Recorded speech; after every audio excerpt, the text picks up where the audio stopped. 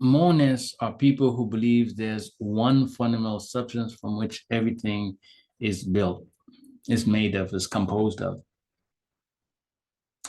Thales presents us with this idea of monism. Heraclitus and Parmenides embraced the idea of monism, but they switched the topic. Rather than looking at the fundamental stuff, they began to look at other issues that emerges from that belief. Heraclitus, in particular, come to believe that if you actually embrace the idea of monism, you have a challenge that goes beyond labeling the fundamental stuff. You have to explain why things are the way they are, because we all agree that things come in cycle. So things are constantly changing and changing and changing. In terms of life cycle, things are regularly being born and things are regularly dying, okay? And we also postulate right now at the deepest fundamental level below the fundamental substance, there's one source of everything. So these things are also dissolving back into the one, okay? So everything is changing, but they're changing now beyond our sense experiences. Beyond our sense experience. This is what we're believing when we embrace monism, all right? So he comes to the conclusion that the only constant in reality is change. Fundamental reality now. Fundamental reality is change. And the only constant reality is change. Nowadays, we take this as a truth because as science has progressed, they seem to echo the philosophy of Heraclitus. Beyond our sense experiences, things are changing on that deeper level. Energies are being exchanged on the cellular level. We don't see it, but it's there. The only constant and deep reality is change. However, this raises an issue for Heraclitus. If the only reality is change itself, then why do things remain the way they are? Why do giraffes keep giving birth to giraffes? Why do dogs give birth to dogs? Why is that? Why are lizards just lizards? There ought to be more chaos. Why is fundamental nature, which is changing, not more chaotic? Why do you have particular order in these things? This is the idea of cosmology. So Heraclitus is saying, if we're going to assume that everything is changing at the deepest level, then we need to account for why on our level of experience, why things are orderly. It must be that maybe at a deeper level, there's also an order or an order provided down there. This is the idea of cosmology. How do you explain order? How do you explain order? How do you explain the cosmological world?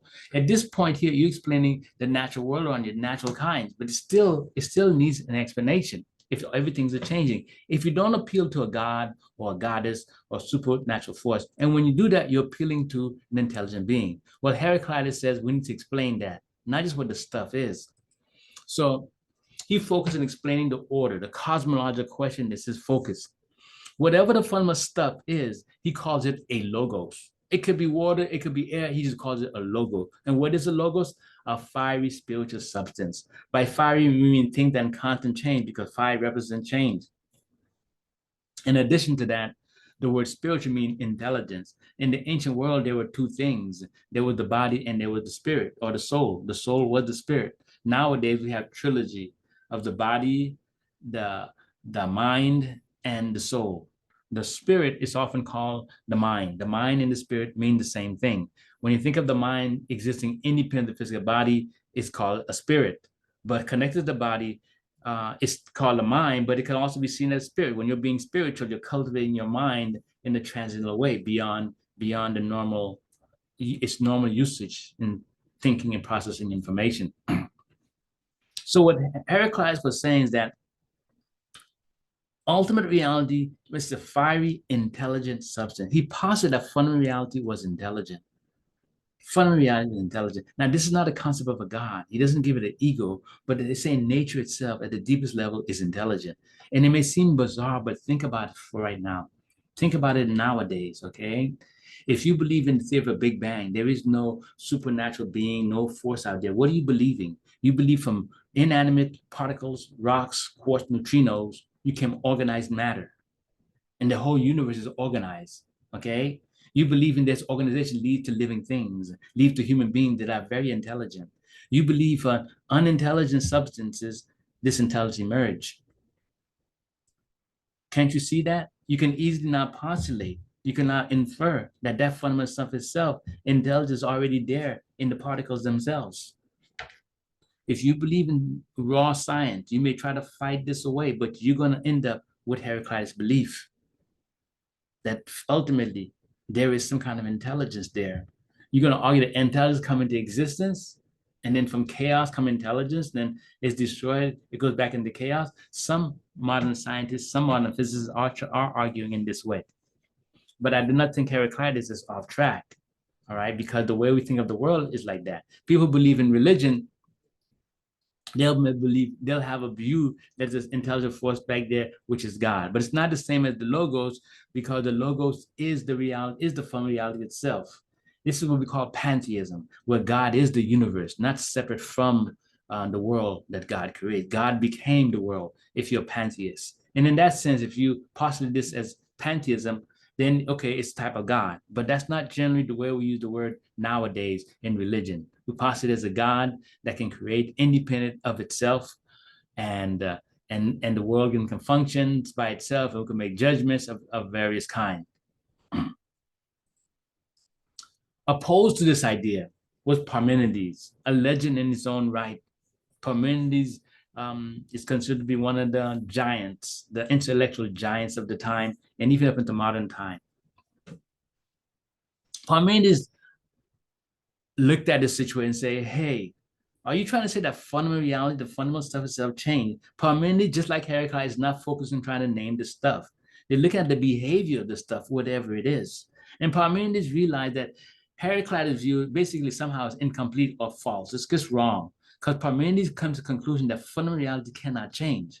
And this causes a real controversy in philosophy. How can one major philosopher, deep intellectual like Heraclitus, claim that fundamental reality is constant change, and another one who's also equally intellectually savvy come to the opposite conclusion, seemingly contradicting one another, right? And this is the way Parmenides frames it in visual. Okay, he said, if the fundamental stuff, let's just call it being. Let's just try and call it water or air. Forget about what it is. It doesn't matter what it is for these philosophers. We just look at the behavior of that stuff. Okay, let's call that fundamental stuff being. Okay, can that stuff come from absolutely nothing? Okay, can that stuff come from absolutely nothing? Logically, that's impossible. From absolutely nothing, you cannot get something. So whatever's down there can't come from absolutely nothing. Okay, that's not a logical possibility, Parmenides argued. All right. Now, that being the case, Parmenides reasoned, look, can the fundamental stuff become absolutely nothing? It may seem that that's a choice you have, but Parmenides argues it's not a real choice. Because if premise number one is impossible, premise number two is also impossible. Because if the fundamental stuff can never become absolutely nothing, it can never come back. If we are made of some fundamental stuff, okay, if it ever became nothing, we would never be able to come back. So that fundamental stuff can never dissolve. We might dissolve, we will die and go back in a natural substance, but the fundamental stuff itself can never dissolve, all right? This is the argument that Parmenides presents that just makes him a big individual, okay? At the deepest level where we cannot experience, there's something there, okay? It's always there. It can't come from nothing, can't go become nothing. This is also the argument for the scientific idea of matter. Matter can be neither created nor destroyed. Or you can replace the word being with energy. Energy can be neither created nor destroyed. When you use energy there, you're saying energy is a substance. It exists. And the energy becomes the matter. And the matter becomes us. Matter and energy becomes us, okay? There's something there. So fundamentally, at the deepest level, going forward, philosophers agree.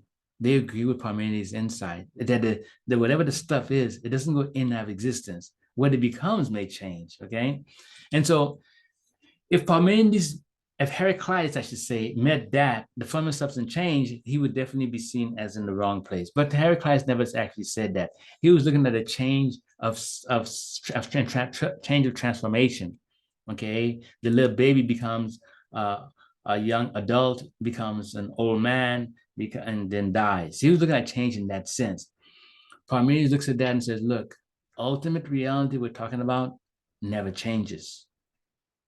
So if you believe that the young boy, the baby coming up to becoming a young adult, becoming a man, that ultimate fun reality changes, then you are illusion. Reality never changes. This caused a real problem for all the philosophers. What does he mean? No, you recognize he's an intellectual, savvy individual. What could he mean by that? And a big debate emerges about this. Okay. And for myself, I can tell you what he means. He means logical possibilities. If next year iPhone produces a new iPhone model, okay, we will all embrace it. But no one's gonna say that it was logically impossible. We all believe it's logically possible that in the grand scheme of things, reality never changed. It just now it come to an existence. It was always logically possible. Now it comes to an existence. Fun reality did not change.